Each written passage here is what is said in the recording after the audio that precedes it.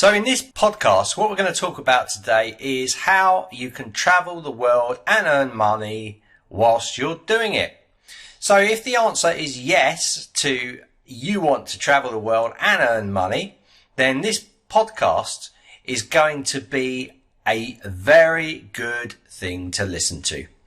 So if you're new to teaching online, but you've heard how blogging, how influencers and teachers are able to travel the world, maybe you're jealous of this freedom and thinking it's hard.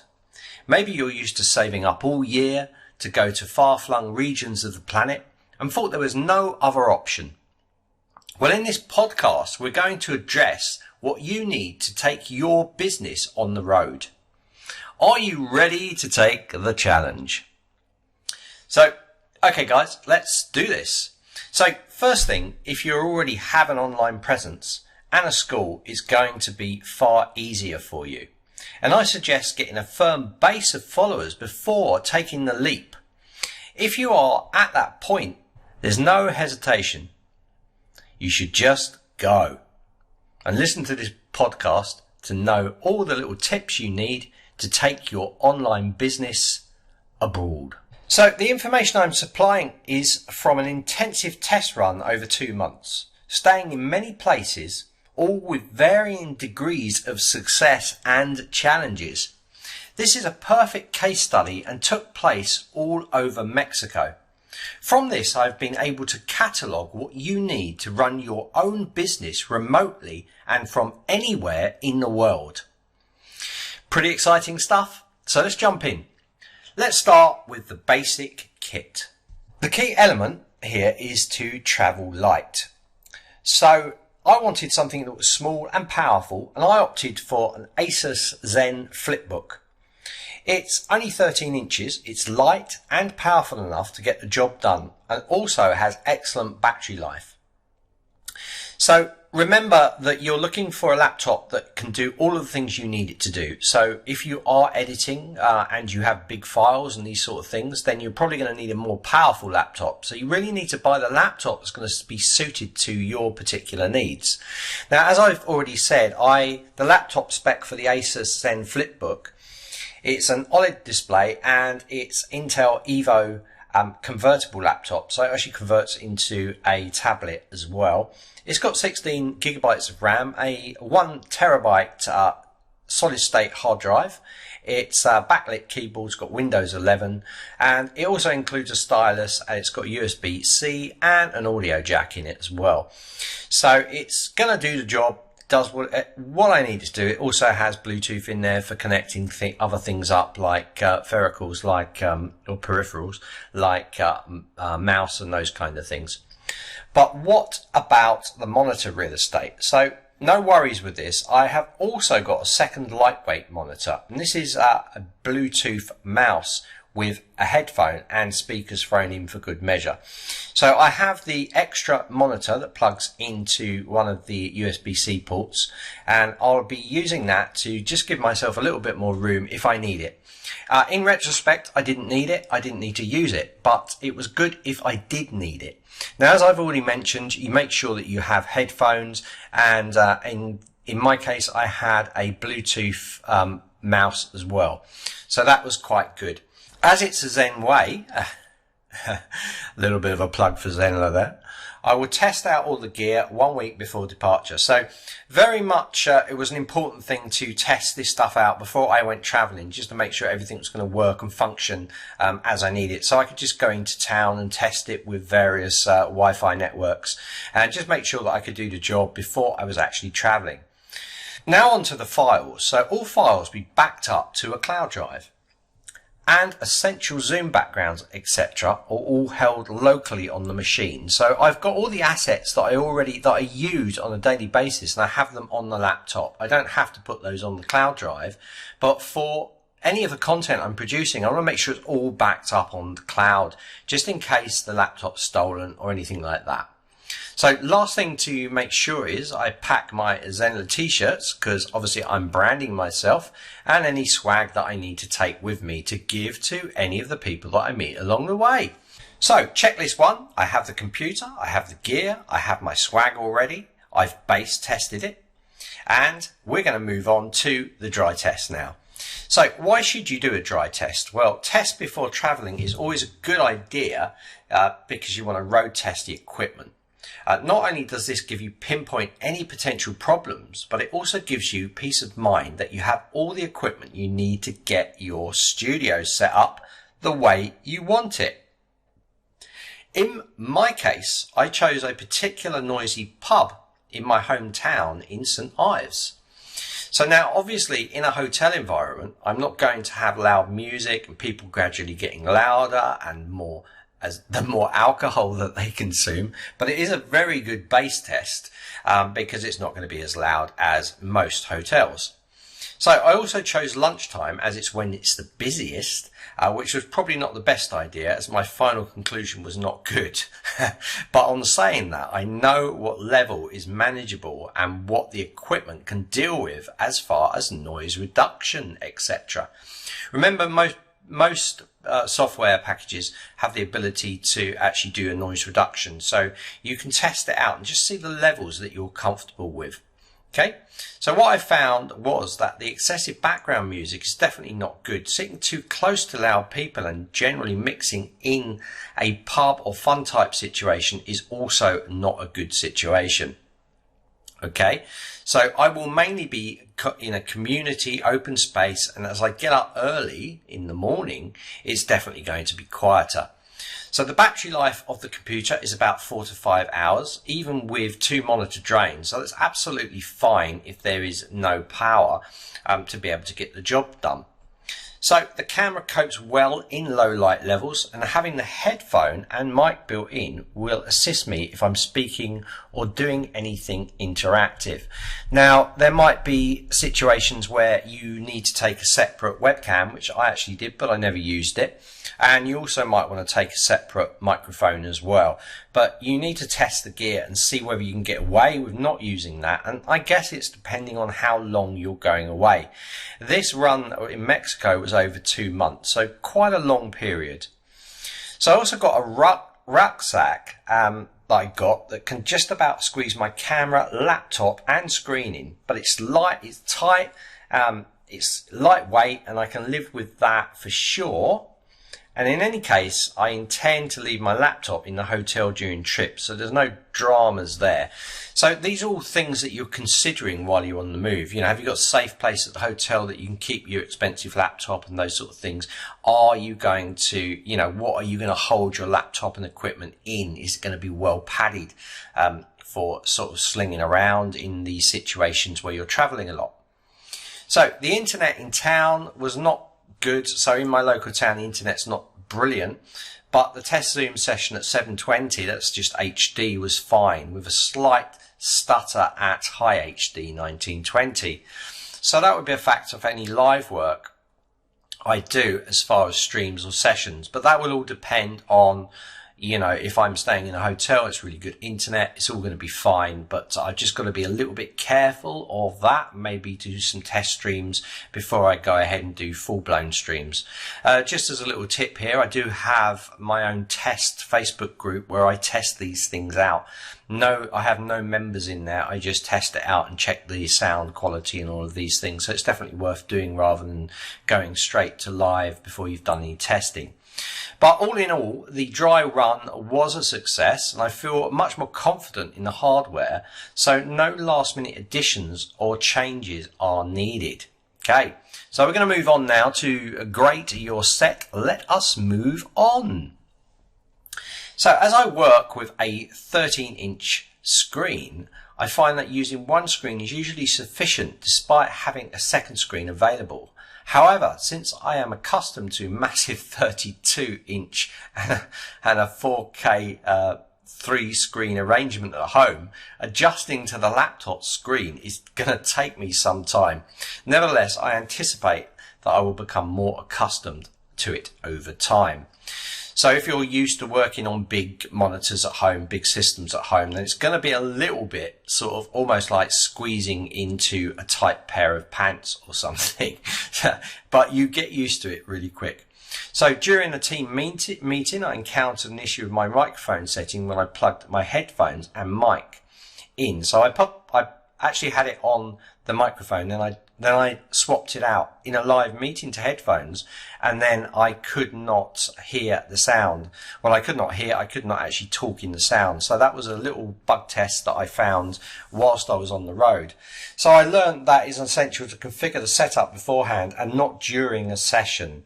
As the Zenler team emphasises, it is crucial to test and retest everything beforehand, and I should, to be honest with you, have known better. So we're now going to move on to things to consider. So you might be facing here is a slow internet connection or inconsistent connection, which is understandable when traveling. To counter this, purchase a local SIM card with data for emergencies. If necessary, I can use my phone as a digital hotspot, which most phones are capable of doing, to access the internet.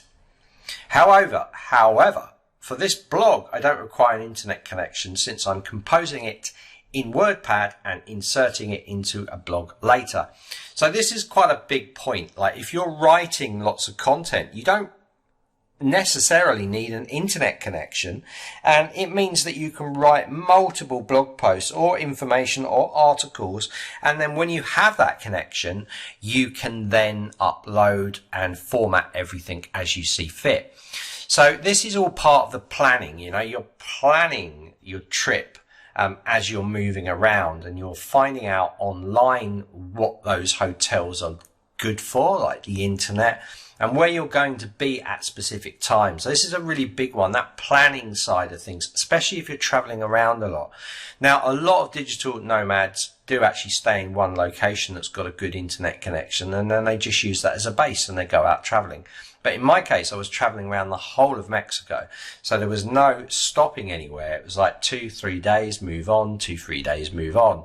So this was a real test of how it's all going to work, okay?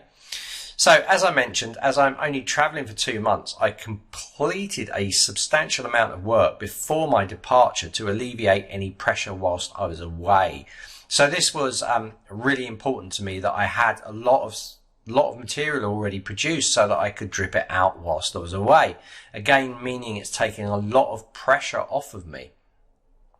So despite being skilled in time management and self-discipline, I still found it challenging to stay on track at times.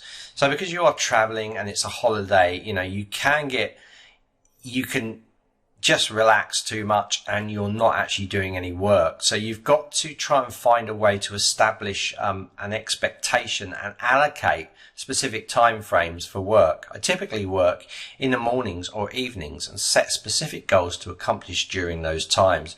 Adhering to a set schedule has helped me a lot to stay on track and be productive. So my most productive times were early in the morning, like 4 or 5 o'clock, and till working late at night, like 9, 10, 12 o'clock, you know, because that way I've got quiet and I can do stuff all in the day. So it's just planning that around what I needed to do to get that actually in a fluid motion for me. So as I already mentioned, typically a genuine digital nomad would stay in one place for an extended period and supplement their online work with other sources of income. They might work in exchange for accommodation, or if they are successful, rent an apartment. However, I acknowledge that my situation was somewhat extreme, since we're frequently moving around, resulting in a diverse outcome, which gives me a much more global experience of the problems that I encountered.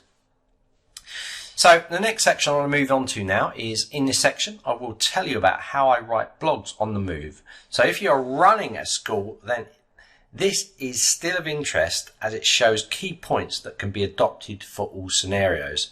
So blogging is a great way to share your experience and knowledge with the world. However, it can be challenging to maintain a consistent schedule and stay organized while traveling as a digital nomad. I've learned some tips and tricks for writing and organizing blogs while on the move, some of which I've already mentioned. So blogs it's better if you have a plan of exactly what you're going to produce while you're away. You can either do that while you're away at the beginning of the week. You structure this out with your timings on these, give it all the titles and start to build the content up, making sure that you attune that with wherever you have got a good internet connection for uploading. You can also schedule blogs to go out. So if you are scheduling your blogs, you have a scheduler, you can schedule these to go out, meaning you can get a lot of work done and produce these blogs to go out. Now, we are talking about blogs here. We could easily be talking about courses or videos as well. So another big point here is organizing your media. Just make sure that everything is well organized in folders so you can find information really quickly, and also photographs and any of the other media that you need to use. Make sure it's all organized either on your cloud drive or locally on the machine. I do recommend that you do post it onto the cloud at some point, just so that it's safe for you. So also you can set up Canva templates so you can output images. That's going to help you be really quick. And of course, you can spend the time doing all the planning on the SEO side as well for titles and all of these things. So tech tips while traveling. Okay. So working remotely while traveling can be both exciting and challenging. It's great to be able to work from anywhere, but it also means that you might not always have the same resources and setup as you would at home. So in this podcast, we'll be discussing some common tech problems and tips for working abroad. One of the biggest challenges when working on the road is a lack of power of a powerful computer or studio setup. This can be especially difficult when it comes to recording videos or other multimedia content. However, it is possible to get a decent result with some tweaks to your setup. For example, instead of using a 7-foot green screen, which might not be feasible to carry around, consider outputting yourself in a shot within a circle, just using a mask or something like that.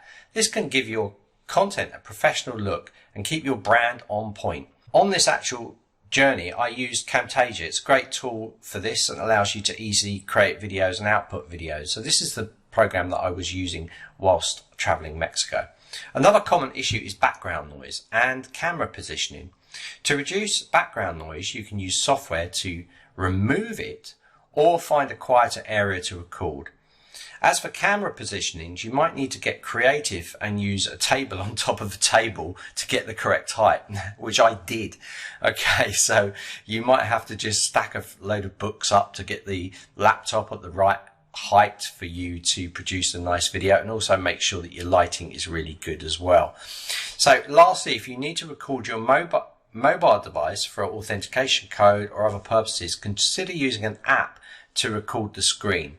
So this way you can pair it up with the phone recording with your laptop screen and record to both devices at the same time. Okay, so this could be good if you've got to record other media. I mean, say for instance you're a chef or something, you've got to get everything in the right position. You probably wouldn't use your laptop's webcam. You probably take in an additional webcam just to get those angles right with a tripod or so, a small tripod. So just think about these things. As a digital nomad, planning and researching the area you intend to visit is essential to ensure a smooth and productive work experience. So when visiting places with limited power intake, you may have limited flexibility on what you can do. Most digital nomads prefer to stay in one place for an extended period of time, as we've already talked about. But you can research this and find out if you've got a good internet. Now, be aware that sometimes you're not told everything, okay?